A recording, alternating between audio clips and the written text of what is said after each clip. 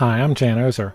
In this tutorial, you'll learn about normalization and compression in Adobe Audition. Let me open the containing folder, and here's the podcast, and then here's Audition, and I'll drag the podcast in, and then double click it to look at the waveform.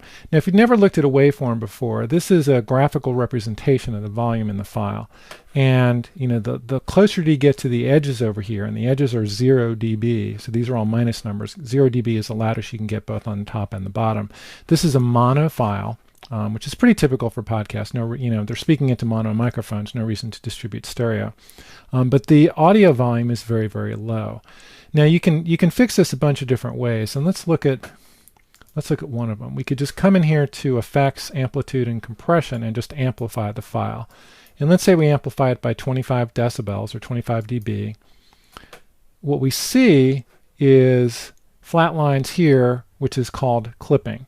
And typically when you see clipping, you think distortion. It'll sound distorted, and that's something you typically want to avoid when you're boosting the volume on a file. What you'd like is some function, let me undo this.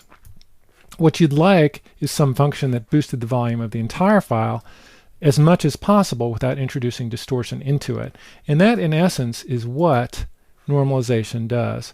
So if we normalize the file to minus 0.1 dB, which is just below the 0 dB over here, we see the volume goes up until we see this is just about touching, this is just about touching, this is just about touching, but there's no clipping, there's no distortion.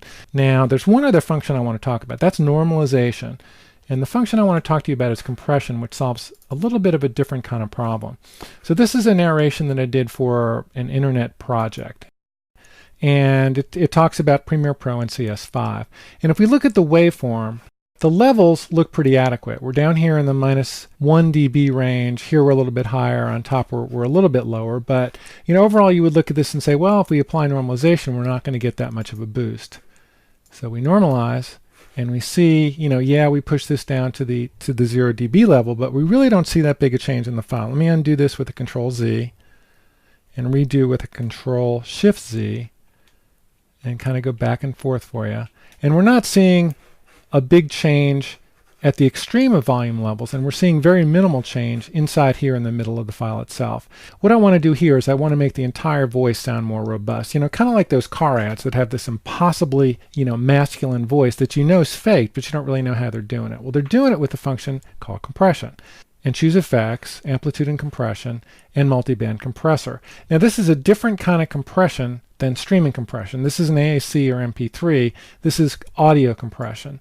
And if we load the effect, we'll see that there's a bunch of different presets that you can use for different purposes. Here's a guitar one, hiss reduction, and here's internet delivery, which is what we're going to use for this particular file. So I'll choose it, and I preview by clicking this button here, and then I toggle the effect on and off using this button here. So I'm going to preview, toggle it on and off so you can hear the difference.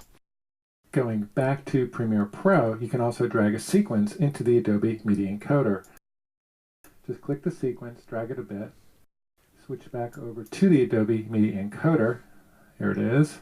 Drag it in and release. Okay, so what we're hearing is the entire voice sounds more robust. It's not like we're increasing the peaks, but we're really producing a more robust sound. And once I apply the filter, you'll see that the audio waveform looks much more beefy here in the mid ranges. So let me reduce this down a bit because I want to make sure I don't produce any distortion at the top end. So let's try that, and then I'll click Apply, and okay, so we've got a couple of points that are touching but not big enough to cause distortion. And let me undo and redo. So if we hit Control-Z to undo, you'll notice that most of the change occurred in the mid-range of the file. So there's the original file, and here's the post-compression file. And if we listen to it,